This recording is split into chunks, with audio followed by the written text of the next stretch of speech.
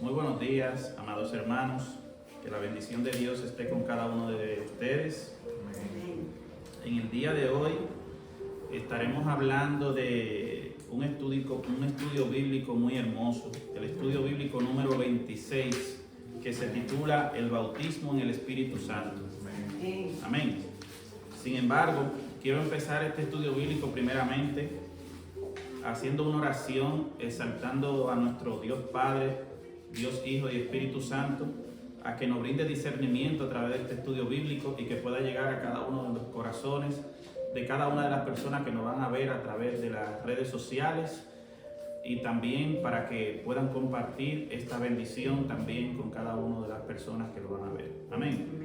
Padre Celestial, te damos las gracias, Señor, por este precioso momento. Te damos las gracias, Señor, porque tú nos ayudas, Señor, y nos permites, Señor, a cada uno de nosotros, Señor, hablar de tu palabra, Señor, que viva y eficaz. Gracias, Señor, por este momento, y que este tema, Señor, que se titula El Espíritu Santo, Señor, que nos ayude, Señor, a tener un mejor entendimiento, Señor, de tu palabra, que traspase, Señor, nuestros corazones y que quede impregnada en cada una de nuestras mentes, Señor. Alabado sea el nombre del Señor. Y sin más preámbulos, señores, empezamos con el estudio bíblico número 26, titulado El bautismo en el Espíritu Santo. Estaremos hablando de su base bíblica, en los libros de Mateo capítulo 3 versículo 11, Lucas 24 versículo 49, el libro de los Hechos capítulos 2 del versículo 1 al 4, del capítulo 8 también del libro de los Hechos del 14 al 17 y del capítulo 10 del 44 al 46. Amén. El pensamiento central de este estudio bíblico, que todo cristiano debe ser bautizado en el Espíritu Santo. Y el texto áureo de este estudio bíblico trata de que por qué Juan ciertamente bautizó con agua, mas vosotros seréis bautizados con el Espíritu Santo dentro de no muchos días. Y eso se encuentra dentro de Hechos 1, versículo 5, perdón. Dentro de la introducción de este estudio bíblico, vemos qué es el bautismo en el Espíritu Santo. ¿Qué es el bautismo del Espíritu Santo? ¿Existe alguna diferencia entre la salvación y el bautismo en el Espíritu Santo? ¿Debe la iglesia contemporánea esperar que el Espíritu Santo se derrame como lo hizo en el periodo apostólico, tal y como se describe en el Nuevo Testamento? Todas estas preguntas y muchas más se han hecho en el pasado y se siguen haciendo en nuestros días. Por medio de esta lección procuraremos contestar a la luz de las enseñanzas de las Sagradas Escrituras. Amén. Dentro del bosquejo de este estudio bíblico estaremos hablando de la promesa del Espíritu Santo, y lo podemos ver dentro de Mateo 3 versículo 11 y Lucas 24 versículo 49. En su parte A estaremos hablando por Juan el Bautista, que se encuentra en Mateo 3 11. En su parte B por el Señor Jesucristo, que se encuentra en Lucas 24 49. Y en su segunda parte estaremos hablando de la experiencia del Pentecostés, que se encuentra dentro de Hechos 2, del 1 al 4. En su parte A, dentro de esta segunda parte, un suceso repentino, que se encuentra en Hechos 2, del 1 al 2. En su parte B, una manifestación del Espíritu Santo, que se encuentra en Hechos 2, del 3 al 4. Y en su parte 3, el Espíritu Santo entre los no judíos, en Hechos 8 del 14 al 17 y en Hechos 10 del 44 al 46. Y dentro de su parte A estaremos viendo entre los samaritanos y entre los gentiles, y en su parte B entre los gentiles. Amén. Sin más preámbulo, Vamos a ir abordando cada uno de estos, subtemas temas y subtemas. Amén. Dentro del desarrollo de este estudio bíblico, como lo habíamos dicho en su parte A, que habla de la promesa del Espíritu Santo, que se encuentra en Mateo 3:11. Y dice así, la palabra del Señor se lee en el nombre del Padre, del Hijo y del Espíritu Santo. Dice así: yo a la verdad os bautizo en agua para arrepentimiento, pero el que viene tras mí, cuyo calzado yo no soy digno de llevar, es más poderoso que yo. Él os bautizará en el Espíritu Santo y fuego. Amén. Amén. En su parte A, dentro de la etimología griega, como podemos ver, tenemos una promesa. ¿Y qué es una promesa? Una promesa es algo que se le hace a una persona y que tiene fruto a futuros, como tal. Más bien, dentro de aquí, de nuestro estudio bíblico, nos dice que la palabra promesa es la traducción griega epageni, pronúnciese epagelia, la cual ocurre en el Nuevo Testamento un total de 153 veces. Abordando su parte A, nos dice que por Juan el Bautista, con relación al término promesa,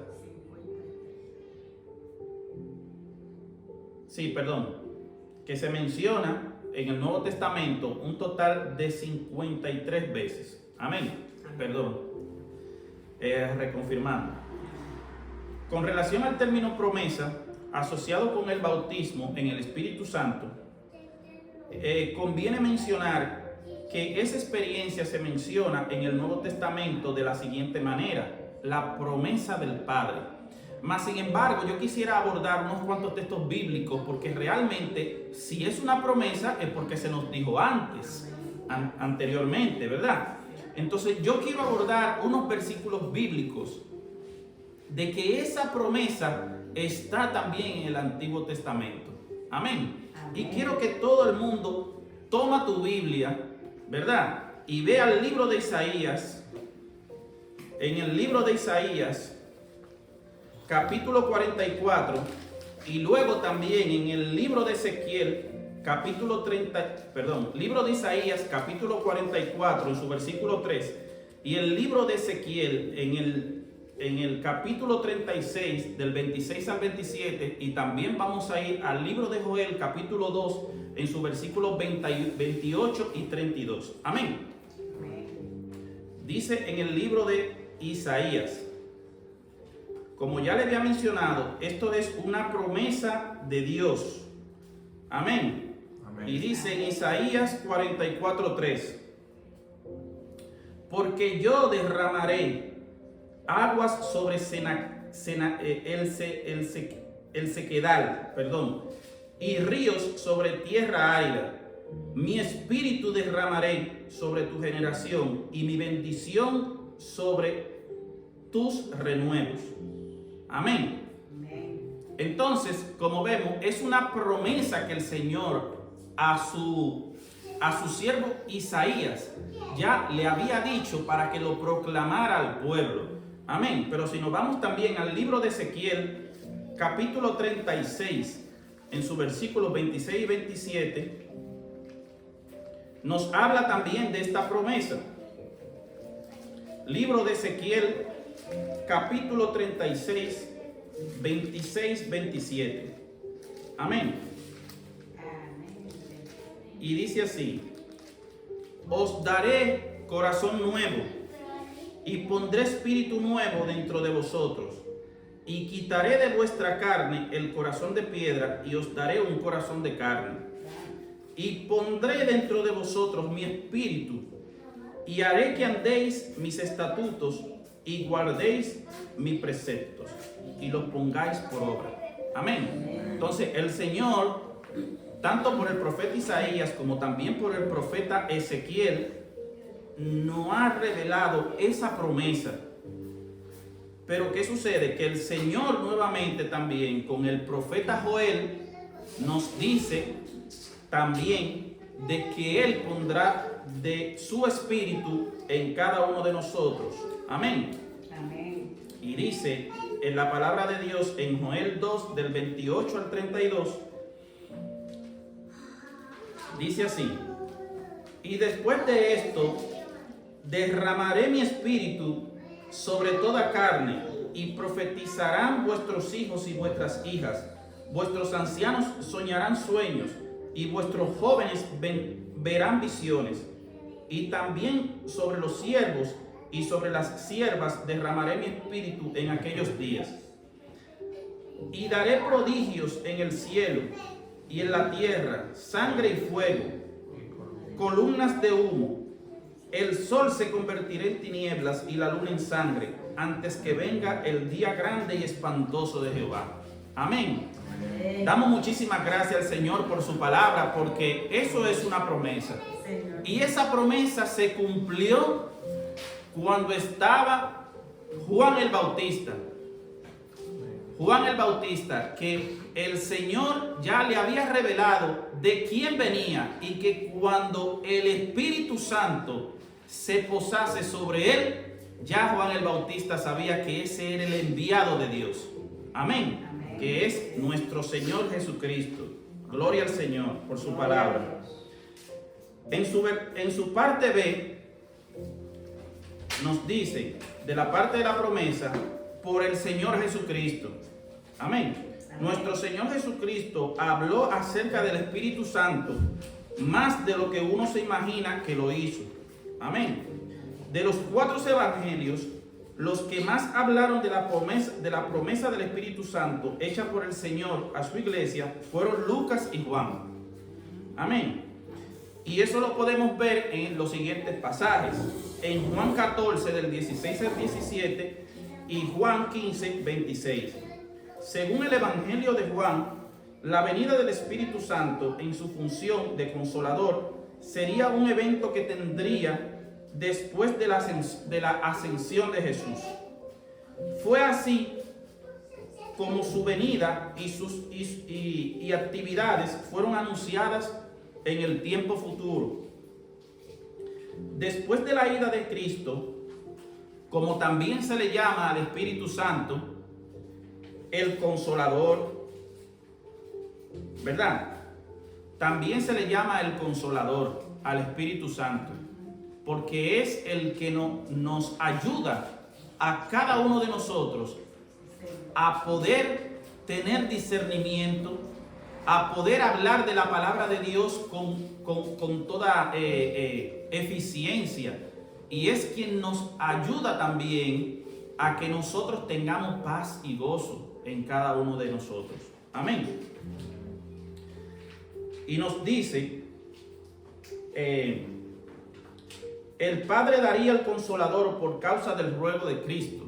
Amén. Pero esto, como ya hablamos, fue una promesa que ya la vimos en el Antiguo Testamento, que ya fue profetizada, que ya fue dicha por el Señor a través de sus siervos. Amén. En su siguiente parte, en la segunda parte de este estudio, habla de la experiencia del Pentecostés, y esto lo podemos ver en Hechos 2 del 1 al 4. Amén. Amén. ¿Y qué es el día de Pentecostés? El día de Pentecostés es una fiesta judía conocida como la fiesta del Pentecostés, una fiesta judía conocida también como la fiesta de las semanas. Amén. Y esto lo podemos ver en el libro de Éxodo, capítulo 34 en su versículo 22. Y también lo podemos ver en el libro de Deuteronomio 16, 10. Las fiestas de la cosecha también. Y esto está en el libro de Éxodo, capítulo 23, en su versículo 16. Y el día de los primeros frutos, que esto lo podemos ver en el libro de Números 28 al 26. Esa fiesta de un día de duración era celebrada 50 días después de la Pascua, y generalmente a fines de mayo o principios de junio. Pentecostés es la palabra griega que significa quincuagésimo. Amén. En su parte A, en esta segunda parte, un suceso repentino. Aunque el milagro del Pentecostés fue un evento repentino, los discípulos fueron sensibles a la voluntad de Dios, preparándose debidamente para este. En Hechos capítulo 1 encontramos una descripción de la iglesia expectante. Los discípulos obedecieron al Señor, no saliendo de Jerusalén, del sitio de la ascensión, se dirigieron directamente al aposento alto, a excepción de uno de los discípulos, que era Judas Iscariote. Pero ¿qué hubo en cada uno de estos discípulos? Según leemos en las Escrituras, hubo unanimidad. Era en la oración, en el ruego, hubo perseverancia, hubo rectificaron una irregularidad que era la muerte de Judas que había ocasionado. Los preparativos del capítulo, aunque no deben ser vistos como méritos para recibir el Espíritu Santo o como una colaboración humana a la obra de Dios, sí merece ser considerado como una dócil sumisión a lo que Dios deseaba hacer. Amén. Amén. Yo quiero reflexionar aquí dentro de este estudio bíblico que hay una parte en el libro de Hechos y que habían lo que puedo entender sobre esta parte del libro de este estudio bíblico del mensaje del Espíritu Santo, ¿verdad? Es que para poder recibir el Espíritu Santo hay unas cualidades específicas. Y dentro de esas cualidades es que hay que tener unanimidad. Hay que estar en ese aposento alto. Hay que estar unidos para poder recibir ese Espíritu Santo de Dios. El Espíritu Santo no se recibe por paga. No se recibe mediante dinero. No se recibe mediante dádivas. El Espíritu Santo no se recibe por lo que tú hagas. Porque Dios da su Espíritu Santo a quien quiere y cuando quiere. ¿Verdad? Así mismo también en la salvación. Pero eso es otro tema. ¿Verdad? Y dice, la unanimidad de la cual se habla en Hechos 1 al 14. Encontramos en Hechos 2:1 lo hermoso que es que se habla de todos que están unánimes y juntos. Esa es una de las características para poder recibir el Espíritu Santo. Que tenemos que estar unánimes y juntos en un solo pensamiento y en un solo espíritu. Amén. Y como había dicho, no es por paga ni por dinero que se recibe el Espíritu Santo. Mas sin embargo, Dios ha derramado su Espíritu Santo. En ese tiempo lo había derramado en 11 discípulos, ¿verdad? En ese aposento alto. Y en otros miembros más habían sido derramados. Mas sin embargo, podemos ver en el libro de Hechos, en su capítulo 8, en el versículo 8, de que habla de un personaje en Samaria. Habla de un personaje llamado Simón, mejor conocido como un mago, que hacía muchas cosas y engañaba a muchísimas personas. Con muchas cosas que hacía. Mas sin embargo, había un siervo de Dios predicando la palabra en Samaria, llamado Felipe. Y Felipe hacía toda la obra del Señor, porque Felipe tenía el Espíritu Santo de Dios en su corazón. Amén. Felipe hablaba fielmente de la palabra del Señor. Y Felipe hacía muchos prodigios y hacía muchas cosas que el Espíritu Santo le ministraba. Y esto lo podemos ver, perdón que me vaya un poquito más lejos, ¿verdad? Esto lo podemos ver en su parte B, que habla de la manifestación del Espíritu Santo, ¿verdad? Y específicamente,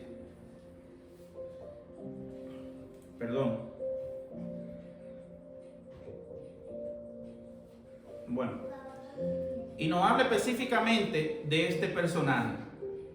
Y quiero que vayan conmigo al libro de Hechos en su capítulo 8, versículo 8. Amén.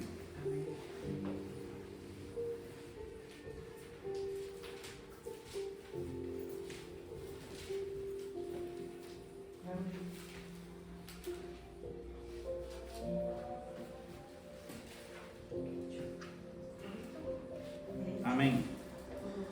Hechos 8, en su capítulo 8.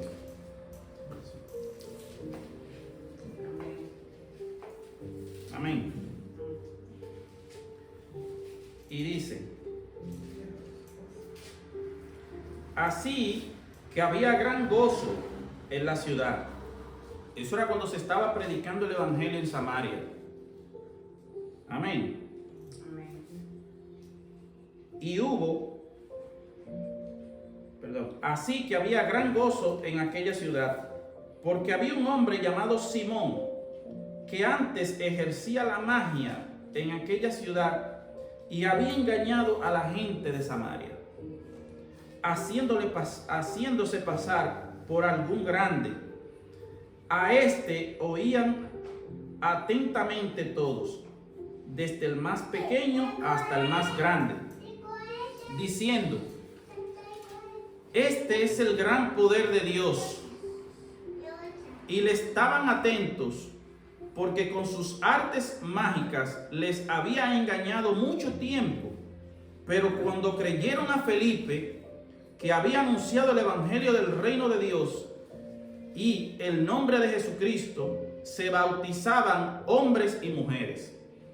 También creyó Simón mismo, y habiéndose bautizado, estaba siempre con Felipe. Viendo las señales y grandes milagros que se hacían, estaba atónito. Cuando los apóstoles que estaban en Jerusalén oyeron que Samaria había recibido la palabra de Dios, enviaron a Pedro y a Juan. Pero ¿qué podemos notar aquí?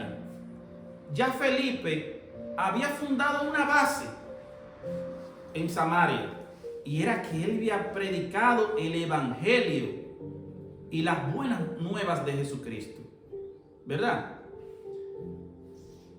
Cuando los apóstoles oyeron que estaba en Jerusalén, cuando los apóstoles que estaban en Jerusalén oyeron que Samaria había recibido la palabra de Dios, enviaron allá a Pedro y a Juan, los cuales, habiendo venido, oraron por ellos para que recibiesen el Espíritu Santo. Entonces, hasta ese momento, Felipe había predicado, Felipe había hecho muchas cosas en el nombre de Dios y en el nombre de Jesucristo, pero todavía esas personas no habían sido bautizadas en el Espíritu Santo. Amén. Porque aún no había descendido sobre ninguno de ellos, sino que solamente habían sido bautizados en el nombre de Jesús. Entonces les imponían las manos y recibían el Espíritu Santo de Dios.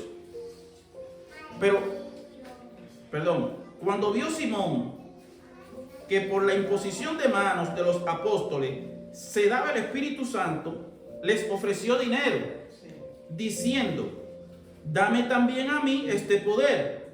para que cualquiera a quien yo impusiere las manos reciba el Espíritu Santo. Entonces, mis amados hermanos, esto es un estudio, pero también una reflexión. Tenemos que abrir los ojos, porque no todo el que te pide dinero, el que te pide bien, el que te pide lo que sea en una congregación, cualquier cosa material de este mundo, no quiere decir que te va a dar el Espíritu Santo. El Espíritu Santo no lo da un hombre. El Espíritu Santo solamente lo provee el único que puede proveerlo, que se llama Dios. Y ese Dios verdadero que tú y yo seguimos. Así que no te dejes engañar. Amén. Proseguimos con el estudio bíblico. Y hablamos en su tercera parte que el Espíritu Santo entre los no judíos. ¿Qué quiere decir esto? El Espíritu Santo también habita entre el pueblo que no es judío. Dígase entre los gentiles, entre tú y yo. El pueblo que no es elegido de Dios. Amén. Y en su parte A nos habla que el Espíritu Santo estaba entre los samaritanos. En el caso de Samaria, hay que hacer una aclaración de que con el ministerio de Felipe en esa ciudad hubo gran gozo. La gente creyó a Felipe cuando les anunciaba el evangelio, se bautizaban, y según el informe dado a los apóstoles en Jerusalén, la gente había recibido la palabra de Dios. Esa es la base, hermano. La base es recibir la palabra de Dios en tu corazón. Es un proceso. No es que tú recibes el Espíritu Santo de un día para otro, pero el Señor lo puede hacer también. Amén. Tú no puedes ser bautizado y puedes recibir el Espíritu Santo. Porque el Señor, si el Señor quiere que tú recibas el Espíritu Santo sin ser bautizado, lo hace. Porque Él hace como quiere. Nosotros no somos quien para cuestionar a Dios. Y cómo Él quiere hacer las cosas. Amén. Nosotros solamente tenemos que someternos a la voluntad de Dios y esperar en el Señor. Amén. Y dice, todo esto es una prueba irrefutable de que los samaritanos habían tenido no toda la ciudad, sino una experiencia de conversión. Pero se menciona que cuando Pedro y Juan llegaron a la ciudad, oraron por ellos para que recibiesen el Espíritu Santo, porque aún no había descendido sobre ninguno de ellos. Eso significa que la regeneración no es lo mismo que el bautismo en el Espíritu Santo. Significa que después de la conversión hay otra experiencia para los creyentes, para ti y para mí. Hay otra experiencia totalmente distinta. Lo mismo podemos ver en otros casos del Nuevo Testamento, como ya hemos indicado anteriormente. Amén. La vida cristiana está cargada de experiencias que son distintas y que no tienen lugar necesariamente en el momento de la conversión. Se empieza con la conversión, que es el resultado del arrepentimiento y de la fe en nuestro Señor Jesucristo. En la conversión ocurre el nuevo nacimiento o regeneración de la persona, y simultáneamente la justificación en el trono de Dios viene después del bautismo en el Espíritu Santo, que puede incluir la recepción de algún don o dones espirituales y el llamamiento al servicio cristiano. Entonces yo me hago la pregunta, amados hermanos, ¿qué es más importante para un creyente, para un cristiano? ¿Recibir dones o recibir el Espíritu Santo? Espíritu Santo, porque si no tienes ¿verdad? Espíritu Santo no hay don. Amén. Gloria al Señor. Entonces nosotros tenemos que procurar recibir el Espíritu Santo de Dios. Y ya nosotros vamos a entender que con el recibimiento del Espíritu Santo de Dios, usted verá un nuevo nacimiento en usted, una nueva persona. Y si Dios se place de que usted tenga dones espirituales, gloria a Dios. Amén. De que usted hable lenguas, de que usted haga todos esos dones que el Señor ha puesto. Amén. Por otro lado, Dios es soberano y puede, si Él así lo quiere, salvar y bautizar en el Espíritu Santo, dar un don o dones y llamar al ministerio a la persona en el mismo momento de la conversión. ¿Verdad? Muchos reciben el bautismo en el Espíritu Santo después de haber sido bautizados en agua, y otros en el momento de su bautismo, y otros más antes de haber sido bautizados. ¿Verdad? Entonces, porque como había explicado, el Señor hace como quiere. Para el Señor no hay, en cierto punto, como para nosotros hay, en ese sentido, tiene que ser así. Primero la A, la B, la C, la D. Dios puede empezar de la C y volver a la A. ¿Me entienden? En su parte B, nos habla también de que el Espíritu Santo fue derramado también entre los gentiles. Y dice, en el caso de los samaritanos, se dice que Pedro y Juan fueron a ellos para que recibiesen el Espíritu Santo. Y eso lo podemos ver en el libro de Hechos, en su capítulo 8, en su versículo 15. Se menciona también que no habían descendido sobre ninguno de ellos el Espíritu Santo. Hay un ejemplo en la Biblia que nos habla de un personaje llamado Cornelio. Y nos dice, en la casa de Cornelio se menciona que el Espíritu Santo cayó y que fue derramado. Todos estos verbos, como cayó, fue derramado, ¿verdad? Más otro más asociado con el bautismo del Espíritu Santo, nos ayudan a comprender lo que tiene lugar en esa experiencia. Además de los términos como promesa, que ya lo dijimos al inicio del estudio bíblico, que se encuentra en Lucas 24 a 49, o don, que se encuentra en Hechos 2, 38, o el Consolador, que se encuentra en Juan 14, 16, se habla de una experiencia pentecostal como un bautismo. Amén. También, como lo hemos visto en el Antiguo Testamento, porque como hablamos que es una promesa, es algo que el Señor había dicho al principio en el Antiguo Testamento, también se habla de esa experiencia como un derramamiento del Espíritu de Dios. Y ese derramamiento del Espíritu de Dios es para que tú y yo tengamos salvación, es para que tú y yo andemos en sanidad, es para que tú y yo andemos en justicia, es para que tú y yo prediquemos el Evangelio de Dios, es para que tú y yo tengamos ese gozo, esa manifestación del Espíritu Santo en cada uno de nosotros, que se refleje en nuestra vida, en nuestro hogar, en nuestra casa, en nuestro trabajo, en cada uno de los sitios donde nosotros nos movemos.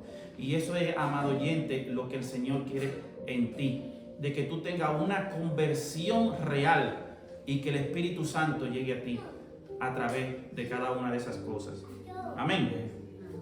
En el resumen general de este estudio bíblico, ¿qué resultados evidentes encontramos en el Nuevo Testamento como resultado del bautismo en el Espíritu Santo? 1. Poder para el servicio. El bautismo del Espíritu Santo se debe ser considerado como una capacitación con poder divino para llevar a cabo la tarea misionera de Cristo, para llevar a cabo la tarea misionera que Cristo le dio a la iglesia.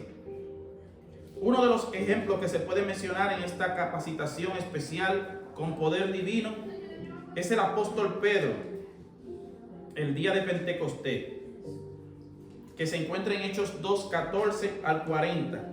Pero sus palabras no se caracterizaron solamente por su intérpretes,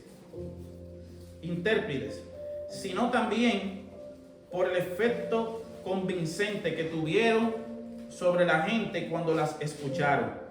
El discurso de Pedro fue seguido por una contrición en masa de 3,000 personas que recibieron su palabra y solicitaron el bautismo en agua. Pero además de ese poder especial, de ese poder especial, el Espíritu Santo le dio a Pedro una iluminación penetrante para interpretar la muerte de Cristo. Y el suceso de Pentecostés, a la luz de las Escrituras, cito de memoria de Joel, capítulo 2, y los Salmos 16, del 8 al 11, y el Salmo 100, en su versículo 1, dándoles la debida interpretación. El Espíritu Santo le dio una percepción muy profunda de los misterios de Dios. Todo ello es parte de esa experiencia gloriosa que Dios desea compartir en cada uno de sus hijos. Entonces, el Espíritu Santo es quien nos capacita, es quien nos redarguye, es quien nos plasma el pecado también en algunas ocasiones que pudiésemos estar cometiendo. El Espíritu Santo es el que nos habla a nosotros y nos dice cuando estamos mal y cuando tenemos que arrepentirnos y volver a Dios también, porque Él es nuestro consolador, ¿verdad? Amén. Entonces, amados hermanos, para concluir en este estudio bíblico número 26, titulado, amén, el Espíritu Santo, el bautismo en el Espíritu Santo, yo quiero hacer una oración por cada una de las personas que se encuentran ahí viéndonos y que nos van a ver a través de la plataforma de YouTube y los que se encuentran también aquí en la congregación, para que el Señor nos ayude a nosotros poder encontrarnos, para poder nosotros recibir el Espíritu Santo de Dios. Amén. Y si nosotros estamos contristando el Espíritu, de nosotros poder tener arrepentimientos dignos y volver a ese nuevo nacimiento, volver a ese nacimiento, volver nuevamente a lo que Dios quiere en cada uno de nosotros. Amén. Padre, en el nombre de Jesús, te damos las gracias, Señor, por tu palabra, porque es viva y eficaz. Y es más cortante, Señor, que una arma de doble filo, Señor. Gracias, Señor, porque tú nos permites, Señor, a cada uno de nosotros poder escudriñar tu palabra, nosotros poder saber más de ti, Señor, a través de tu palabra, porque tu palabra es viva y eficaz, Señor. Ayúdanos, Señor, a que nosotros siempre nos mantengamos unánimes y juntos, Señor, en un mismo pensamiento, en una misma directriz, en un mismo, Señor, un mismo sentir. Y que nosotros, Señor, tú veas gracias en nosotros y nos derrame, Señor, tu Espíritu Santo. Derrámanos, Señor, tu Espíritu Santo a cada uno de nosotros. Y que nosotros podamos experimentar todos esos misterios que Dios ha puesto a través del Consolador. Esos misterios que todavía nosotros no podemos ver ni descifrar.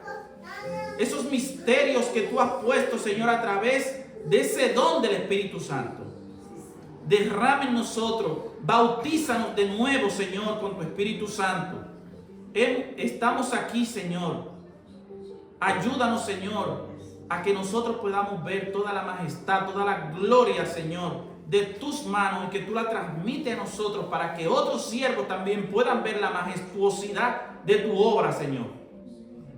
Nosotros necesitamos más de ti.